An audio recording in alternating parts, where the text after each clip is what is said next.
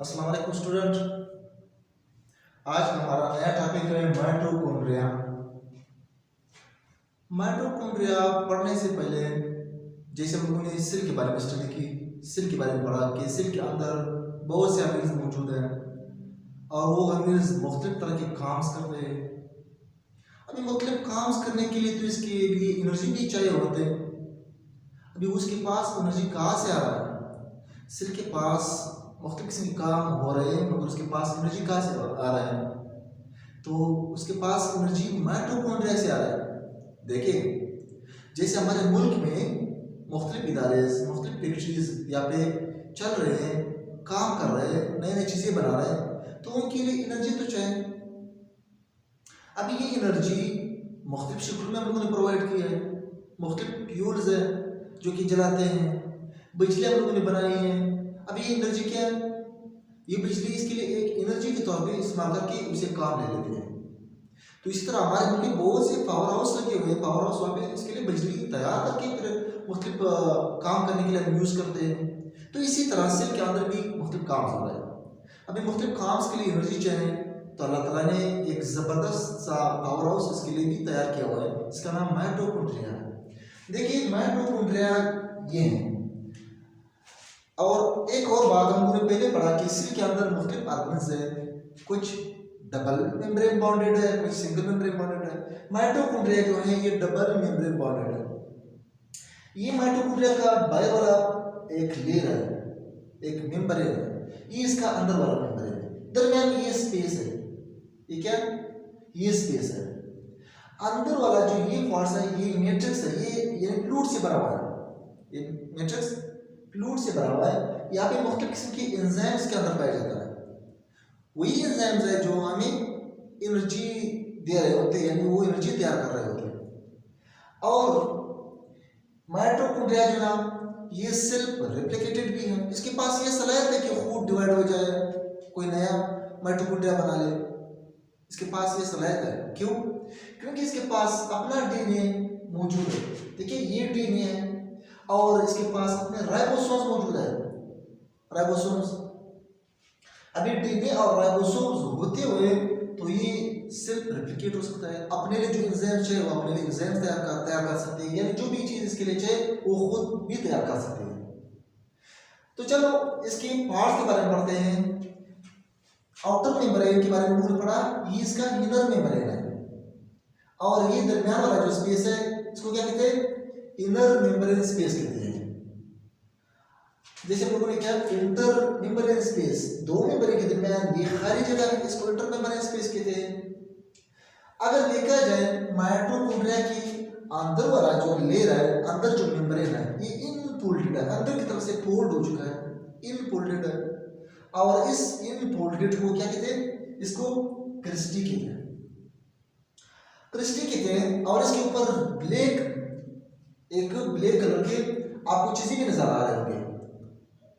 ये black colour के इसके ऊपर जो चीजें लगी हुई हैं, ये क्या है और इसके फंक्शंस क्या है देख लें। तो अंदर जो इनर मेम्ब्रेन है, अंदर वाले साइड से वहां पे ये लगी हुई, इसको F1 पार्टिकल्स कहते हैं। क्या कहते हैं? F1 पार्टिकल्स कहते हैं, जिसको हम लोग ऑक्सीजोन्स भी कहते हैं। F1 पार्टिकल प्लस ऑक्सीजोन, दो नाम इसके। और अगर देखा जाए इसके पास राइबोसोम्स भी मौजूद है। इसके पास अपने राइबोसोम्स है। राइबोसोम्स का काम बैक्टीरिया प्रोटीन, अपने प्रोटीन तैयार करते हैं। ये बात नोट कर ले, जो प्रोटीन यूकैरियोटिक सेल्स की बाकी हिस्सों के पास मौजूद है, यानी एंडोप्लाज्मिक रेटिकुलम के ऊपर मौजूद है, वो राइबोसोम्स और ये राइबोसोम्स में फर्क है। वो कैसा? ये जो राइबोसोम्स बना हुआ है, ये सिंथेस का बना हुआ है। आमतौर यूकैरियोटिक सेल्स है, उसके पास जो राइबोसोम मौजूद होते हैं वो एटीएस के बने हुए होते हैं। यानी ये बिल्कुल ऐसे राइबोसोम्स है जैसे बैक्टीरिया के अंदर पाए जाते हैं, जैसे प्रोकैरियोटिक्स के पास मौजूद होते हैं, ये उस तरह के राइबोसोम्स इसके पास मौजूद है। ये भी आप लोगों से पूछा जा सकता है कि यूकैरियोट के पास दो तरह के राइबोसोम्स है, कौन कौन से हैं? तो आप लोगों को ये बताना है। 70 राइबोसोम्स है जो कि माइटोकॉन्ड्रिया और क्लोरोप्लास्ट के पास मौजूद होते हैं। और इसी तरह ETS है जो कि एंडोप्लाज्मिक रेटिकुलम या न्यूक्लियर मेम्ब्रेन के ऊपर जो लगे हुए हैं। अच्छा, एक एग्जांपल जैसे आमतौर हम लोग अपने घरों में चूल्हा जलाने के लिए ईंधन जलाते हैं। ईंधन जलाने के लिए आप लोगों ने नोट किया होगा, आग उस वक्त तक नहीं जल सकता है जब तक आग के लिए ऑक्सीजन प्रोवाइड न कर दिया जाए। देखिए मोमबत्ती जल रही है, मोमबत्ती जलती हुई मोमबत्ती के ऊपर आप गिलास रख लें, यानी जो ऑक्सीजन बाहर से इसको मिल रहा था यदि इसको कट कर दे, गिलास रखने से बाद आपने वो ऑक्सीजन को कट कर दिया तो वो मोमबत्ती खुद ब खुद जल जाएगी। तो इसी तरह माइटोकॉन्ड्रिया के अंदर जो प्रोसेस हो रहा है उसके लिए ऑक्सीजन लाजमी है। वो जो हमें एनर्जी दे रहा है वो ऑक्सीजन की बदौलत दे रहा है। जैसे मैं सांस ले रहा हूँ, ये ऑक्सीजन फेफड़ों के पास जाते हैं, वहाँ पे रेड ब्लड सेल्स हीमोग्लोबिन इसको पकड़ करके खून में घुमाते हैं या सर्कुलेशन करते करते मुख्तलिफ सेल के पास ले जाते हैं। सेल के अंदर जब ये ऑक्सीजन एंटर हो जाता है वो जाते जाते माइटोकॉन्ड्रिया के पास चला जाता है। और इसी तरह मैं जो खुराक कर रहा हूँ फूड मैदे में चला जाता है, मैदे में ग्रेड होके छोटे टुकड़ों में तकसीम होके फिर से खून में एंटर हो जाता है। खून इसको उठा करके या ट्रांसपोर्ट करके सिर के पास ले जाता है। यही खुराक, यही फूड और ऑक्सीजन दूर जाते हुए सिर के पास चले जाते हैं, वहाँ से माइटोकॉन्ड्रिया के पास चले जाते हैं। आमतौर से हम लोग अपने स्टोव जो होते हैं घरों में, जो हम लोग चीज़ें पकाने के लिए या अपने टेम्परेचर बरकरार रखने के लिए जो यूज़ करते हैं उसमें हम लोग लकड़ी या कोई भी फ्यूल इस्तेमाल करते हैं और इसके लिए ऑक्सीजन भी प्रोवाइड करते हैं। तो वो हमें हीट भी दे रहे होते हैं और गर्माई भी दे देते हैं। उन ही हीट से फिर हम लोग मुख्तलिफ काम कर लेते हैं।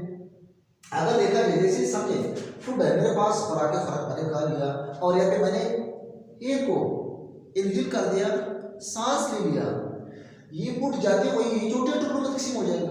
छोटे टुकड़ों से कार्बोहाइड्रेट में तकसीम हुआ, जो ये था उनमें से ऑक्सीजन एंटर हो गया। देखिए मैं जो सांस ले रहा हूँ मुख्तलिफ किस्म के गैसेज हमारे फेफड़ों के पास चले जाते हैं, बाकी जो गैसेज है बाहर निकल जाते हैं। सिर्फ ऑक्सीजन जो कि हीमोग्लोबिन वहाँ पे रेड ब्लड सेल में मौजूद है वो उसको पकड़ करके ले जाते हैं और ये कार्बोहाइड्रेट मजीद छोटे टुकड़ों में तकसीम हो जाता है, जिसको कहते हैं ग्लूकोज। वही ऑक्सीजन है जो कि फाइनल प्रोडक्ट है, सिर के पास चले जाते हैं।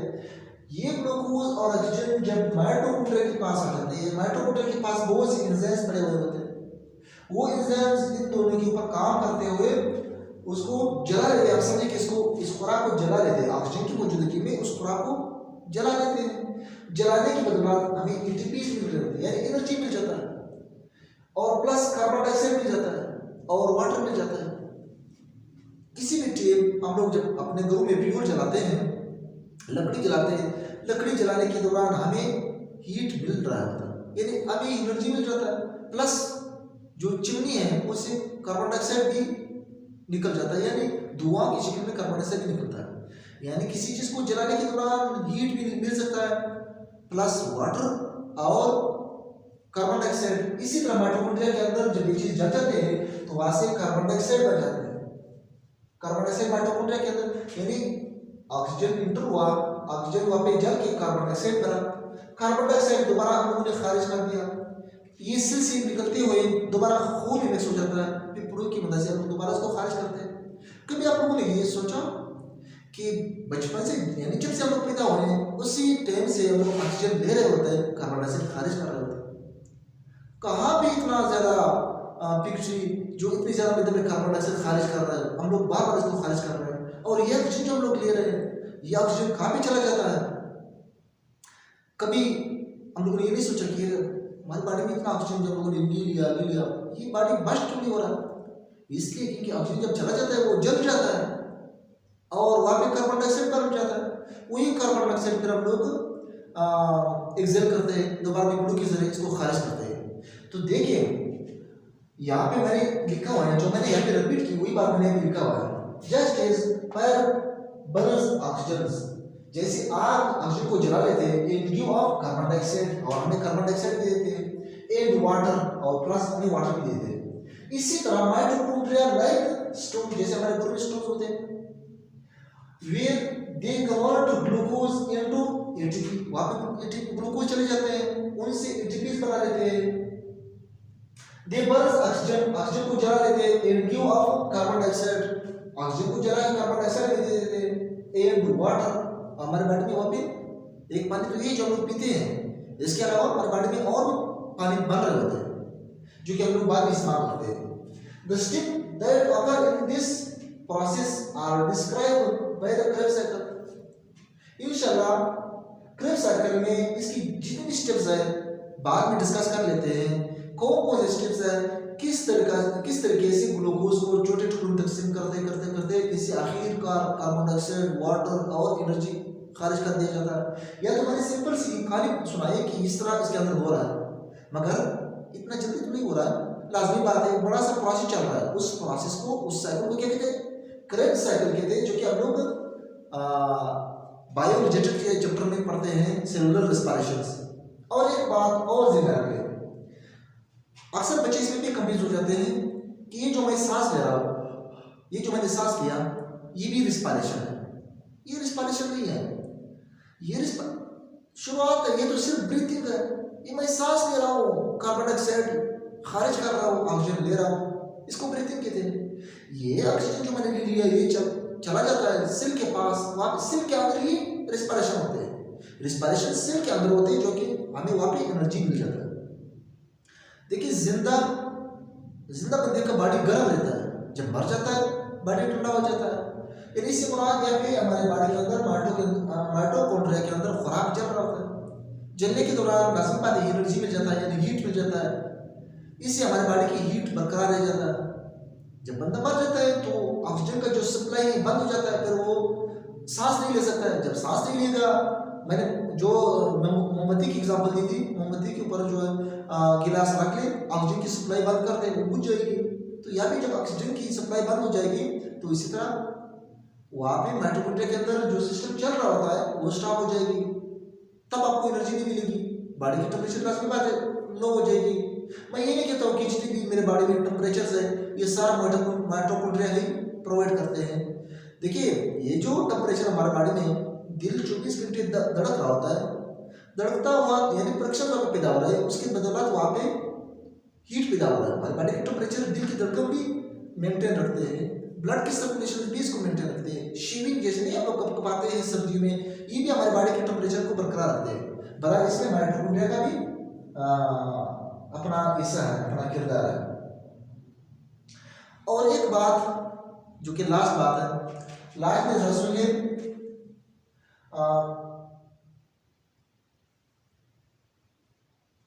माइटोकॉन्ड्रिया की जो मिकदार है, आप लोगों ने नोट किया होगा, माइटोकॉन्ड्रिया की मिकदार मुख्तलिफ सेल्स में मुख्तलिफ है। देखिए, एक मेरे कान की सेल्स है, कान बचपन से जब मैं छोटा था तभी मेरे ये कान थे, अभी वही कान है, न बढ़ चुका है और न इसका कोई स्पेशल काम है, बस एक पर्दा है लगा हुआ है, कोई काम नहीं कर रहा है। और इसी तरह दिल देखिए 24 घंटे धड़क रहा होता है, धड़कता रहता है 24 घंटे। हमारा मैदा यूं हरकत कर रहा होता है। तो मैदे के लिए ज़्यादा एनर्जी की जरूरत है या कान की इस गोश्त के लिए या किसी जैसे कि किसी दूसरे टिश्यू के लिए? लाजमी बात है, दिल ज़्यादा धड़क रहा है, इसके लिए ज़्यादा एनर्जी की जरूरत होती है। तो दिल की जो सेल्स उसके पास माइटोकॉन्ड्रिया की मिकदार भी ज़्यादा होगी। तो ये बात नोट कर ले, माइटोकॉन्ड्रिया की जो मिकदार है मुख्तलिफ सेल्स में मुख्तलिफ हो सकता है एनर्जी प्रोवाइड करने के लिए। तो यहाँ तक हमारा टॉपिक कंप्लीट हो गया माइटोकॉन्ड्रिया के बारे में। तो इंशाल्लाह एक नए टॉपिक के साथ फिर मिलेंगे। दुआ में याद रखना। खुदा हाफिज़।